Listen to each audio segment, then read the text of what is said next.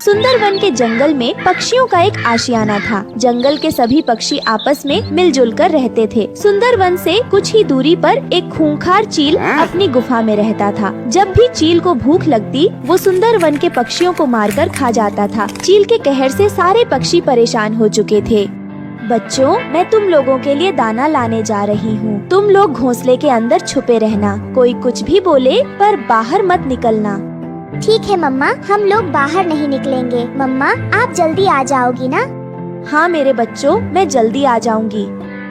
ओहो, बहुत भूख लग रही है। अगर मैं अंडों को छोड़कर दाना लेने चली जाऊं, तो जालिम चील अंडों को खा जाएगा। अब मैं क्या करूं? हाँ, ऐसा करती हूँ, घोंसले के ऊपर पेड़ की पत्तियाँ डाल देती हूँ, ताकि चील जब आए तो उसे अंडे ना दिखाई दे। यह कहकर तोती अपने अंडों के ऊपर पेड़ की पत्तियां डाल देती है। अरे बाप रे, बच्चे भूख से बेहाल हो रहे हैं, पर इस खूंखार चील की वजह से दाना चुगने जाना भी मुश्किल हो रहा है। अगर मैं बच्चों को यहाँ छोड़कर चली गई तो चील इनका आसानी से शिकार कर लेगा। मैं ऐसा करती हूँ, बच्चों को किसी झाड़ी में छुपा देती हूँ, ताकि चील की नजर मेरे बच्चों पर ना पड़े। यह सोचकर सोनी चिड़िया अपने दोनों बच्चों को एक एक करके घोंसले से निकालकर एक झाड़ी में छुपा देती है। अब बच्चों के लिए भोजन लाने जाना होगा, पर बच्चों को अगर किसी सुरक्षित स्थान पर नहीं छुपाया तो चील इन्हें खा जाएगा। क्या करूं? हाँ, पेड़ के खोखले भाग में घोंसला बनाकर बच्चों को छुपा देती हूँ और बाहर से घोंसले का चिन्ह हटा देती हूँ, ताकि किसी को भी घोंसले के होने का शक न हो।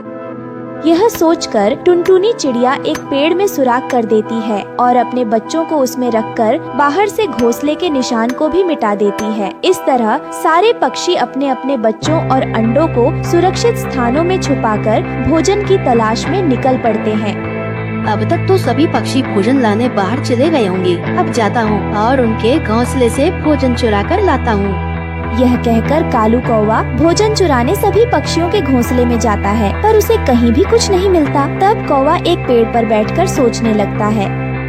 आज जंगल के पक्षियों को क्या हो गया है? यह सब कहाँ चले गए हैं? ना कोई पक्षी है और ना ही उसका कोई घोंसला। मेरे जैसे निकम्मे कौवे का अब क्या होगा? मैंने तो कभी मेहनत करके भोजन ढूंढा ही नहीं, सिर्फ भोजन चुरा चुरा कर अपना पेट भरता रहा हूँ। अब मेरा क्या होगा? कौवा ऐसा सोच रहा होता है, तभी जंगल में एक खूंखार चील आता है। खूंखार चील को देखकर कौवा सोचने लगता है, अरे ये चील इधर क्यों आ रहा है? आज इसकी जासूसी करता हूँ, हो सकता है भोजन की व्यवस्था हो जाए।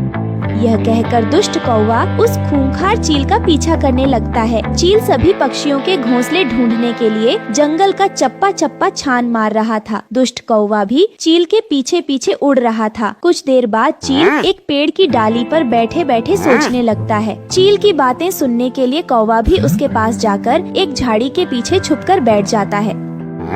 अरे यार, आज इस जंगल में किसी भी चिड़िया का घोंसला दिख क्यों नहीं रहा है? अब मैं शिकार किसका करूं? Oh shit! यह कहकर चील वहाँ से चला जाता है, पर कौवा वहीं पर छुपकर बैठा रहता है। कुछ देर के बाद सारे पक्षी भोजन लेकर अपने जंगल वापस आ जाती है और अपने अपने गुप्त घोंसले में चली जाती है। रानो चिड़िया अपने घोंसले में जाकर अपने बच्चों से बोलती है, मेरे बच्चों बाहर निकलो, मैं आ गई। मेरे बच्चों अब पत्तों के अंदर से बाहर निकल जाओ। मम्मा, आप आ गई? बहुत भूख लगी है मम्मा, कुछ खाने को दो ना। ये लो मेरे बच्चों, आज मैं तुम लोगों के लिए ताजे रसीले अंगूर लाई हूँ, इसे खा लो। फिर रानो के दोनों बच्चे अंगूर खाने लगते हैं। अच्छा, तो ये बात है, सारे पक्षी अब गुप्त घोंसले में अपने बच्चों को छुपाकर बाहर भोजन लेने जाते हैं। लेकिन अब मुझे इनका ये राज भी पता चल गया है। पक्षियों, मेरा नाम दुष्ट कालू कौवा है। अब देखो तुम लोग मेरी दुष्ट बुद्धि का कमाल। यह कहकर कौवा टुनटुनी के पास जाता है और कहता है, टुनटुनी बहन, अरे ओ टुनटुनी बहन, आज मेरे पेट में बहुत दर्द हो रहा है, इसलिए मैं भोजन लाने नहीं जा सका। मुझे बहुत भूख लग रही है, कुछ खाने को दे दो ना। कालू भाई, आज मुझे थोड़ा ही भोजन मिला था, मेरे बच्चे सारा भोजन खा गए हैं। तो तुम ऐसा करो, तोती के पास चले जाओ, अभी उनके बच्चे भी नहीं है, हो सकता है उनके पास तुम्हें कुछ भोजन मिल जाए। लेकिन दीदी, मैं तो उनका घोंसला जानता ही नहीं हूँ। सामने जाके बाएं तरफ तुम्हें एक पेड़ मिलेगा, उसी पेड़ में पत्तों के अंदर उसका घोंसला है। टुनटुनी चिड़िया की बातें सुनकर कौवा तोती के घोंसले में चला जाता है। तोती बहन, आज मेरे सर में बहुत दर्द हो रहा था, इसलिए मैं भोजन लाने नहीं जा सका। अब भूख से मेरी हालत खराब हो रही है। अगर तुम्हारे पास कुछ भोजन हो तो प्लीज मेरी मदद कर दो, बहुत भूख लगी है। कौवा भाई, आज मैं सिर्फ एक ही अमरूद लाई थी, वो तो मैंने खा लिया। बहन जी, मुझे एक बात समझ में नहीं आ रही है कि सभी पक्षियों ने अपने घोंसले गुप्त स्थान पर क्यों बना रखे हैं? पहले तो ऐसा कुछ नहीं था। अरे कौवा भाई, तुम्हें नहीं मालूम, इस जंगल में एक खूंखार चील आता है और जब हम सभी पक्षी भोजन की तलाश में बाहर जाते हैं तो वो चील हमारे बच्चों को उठाकर ले जाता है और खा जाता है। ओहो, तो ये बात है। यह कहकर कौवा वहाँ से उड़ जाता है और एक बड़े पेड़ पर बैठे बैठे सभी पक्षियों के गुप्त घोंसले का पता लगा लेता है। अरे वाह, अब तो मजा ही आ जाएगा। मुझे सभी पक्षियों के गुप्त घोंसले का पता लग गया है। कल जब पक्षी भोजन लाने बाहर जाएंगे तब मैं उनका सारा भोजन, अंडा, छोटे छोटे बच्चे सबको खा जाऊंगा। यह कहकर कौवा वहाँ से चला जाता है। दूसरे दिन जब सभी चिड़िया भोजन लाने चली जाती है तब कालू कौवा बोलता है, आज तो मजा ही आ जाएगा। सभी पक्षियों का घोंसला पहले ही से देख रखा है, बस जाऊंगा और भोजन, अंडा, बच्चा जो भी मिले चट कर जाऊंगा। फिर वो कबूतरी के घोंसले में चला जाता है। ओए कबूतरी के बच्चे, आज तो तुम्हें मैं बड़े ही चाव से खाऊंगा। यह कहकर कौवा कबूतर के बच्चों पर हमला करता है। तभी एक बच्चा वहाँ से भाग जाता है और कौवा एक बच्चे को पकड़ लेता है। बचाओ, कोई हमें बचाओ, नहीं तो ये हमारी जान ले लेगा, बचाओ। तभी कबूतर के दूसरे बच्चे को एक लकड़ी का टुकड़ा दिखाई देता है। फिर वो बड़ी हिम्मत से उस लकड़ी को उठाता है और कौवे की आँख में घुसा देता है। अरे ये क्या हो गया? मेरी आँख मुझे कुछ दिखाई क्यों नहीं दे रहा? मुझे कुछ दिखाई क्यों नहीं देता? इस तरह जब कौवे की आंखों में दर्द होने लगता है तो वो कबूतर के बच्चे को छोड़ देता है और दुष्ट कालू कौवा वहाँ से चला जाता है और फिर एक बड़े से पेड़ पर बैठकर बोलता है, मेरी आँखों को जख्मी किया है कबूतर के बच्चे। रुक, अभी दिखाता हूँ कि कालू कौवा क्या कर सकता है। यह कहकर दुष्ट कौवा उस खूंखार चील के पास चला जाता है। क्या रे कौवे, यहाँ क्यों आए हो? चील मामा, क्या आप पक्षियों के बच्चों का शिकार करना चाहोगे? मैंने अकेले उसका शिकार करने की कोशिश की, पर वो दो होने के कारण मैं उसका शिकार नहीं कर पाया। अगर आप भी साथ चलेंगे तो हम उसका शिकार आसानी से कर पाएंगे। अभी जंगल के सारे पक्षी भोजन लाने गए हुए हैं। पक्षियों के बच्चों का नाम सुनकर चील खुश हो गया।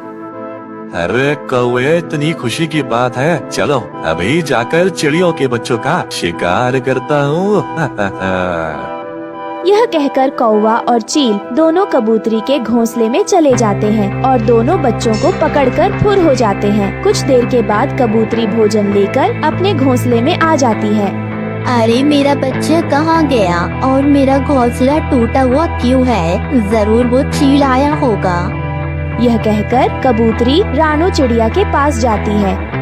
रानो बहन, मेरे घोंसले में बच्चे नहीं है और मेरा घोंसला भी बिखरा पड़ा है। ये काम तो उसी चील का होगा, पर उसे तुम्हारे गुप्त घोंसले का पता कैसे चला? तुम्हारे अलावा तुम्हारा घोंसला और किसी ने भी देखा था क्या? रानो बहन, कल मेरे घोंसले में कालू कौवा आकर भोजन मांग रहा था, बस उसी ने ही मेरा घोंसला देखा है। अरे पगली, कौवा तो एकदम दुष्ट है, तब उसी ने कुछ गड़बड़ी किया होगा। तुम जाओ, जाकर सभी पक्षियों को बुला लाओ। तब कबूतरी जाकर सभी पक्षियों को बुला लाती है। जब सभी पक्षी आ जाते हैं तब रानो बोलती है, दोस्तों, हमारे दुश्मनों को हमारे गुप्त घोंसले के बारे में पता लग गया है। अब अपने दुश्मनों से डरने से कुछ नहीं होगा। अब हमारा मुकाबला करने का समय आ गया है। लेकिन रानो दीदी, हम उस विशाल चील का मुकाबला कैसे करेंगे? वो तो बहुत शक्तिशाली है। वो कितना भी शक्तिशाली हो जाए, हम सभी की ताकत के सामने उसकी ताकत कम पड़ ही जाएगी। अब ध्यान से सुनो, कल सुबह होते ही हम सभी पक्षी चारों तरफ से तीर और धनुष लेकर पेड़ में छिपे रहेंगे और बीच में मेरा बेटा घोंसले में बैठा रहेगा। जब चील इस जंगल में आएगा, मेरे बेटे का शिकार करने की कोशिश करेगा, तभी हम सभी एक साथ धनुष से तीर चलाएंगे। जब तीर का निशाना एक साथ लगेगा तो फिर वो मर ही जाएगा। अगले दिन सुबह ऐसा ही हुआ। सभी पक्षी चारों तरफ से तीर और धनुष तानकर छुपे हुए थे। तभी चील और कौवा जंगल में पक्षियों का शिकार करने आए तो उन्हें राणो का बच्चा नजर आया। फिर दोनों उसके पास गए। जैसे ही चील और कौवा राणो के बच्चे के पास जाते हैं, राणो जोर से आवाज लगाती है, दोस्तों वार करो, चलाओ तीर। फिर सभी पक्षी एक साथ तीर चला देते हैं, जिससे चील और कौवा वहीं पर ढेर हो जाते हैं। इस तरह राणो चिड़िया ने अपनी सूझबूझ से जंगल के पक्षियों की जान बचा ली। कालू